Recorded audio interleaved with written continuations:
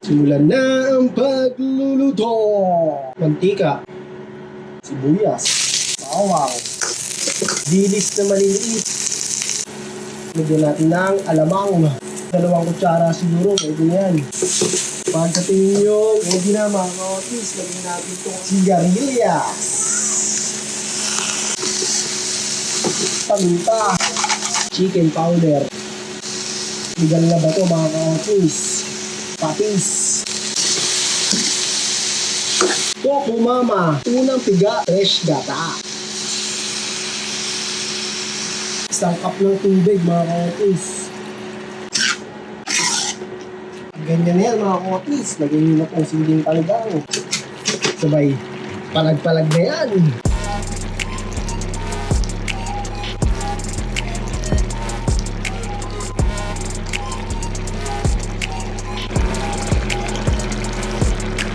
Tikiman na.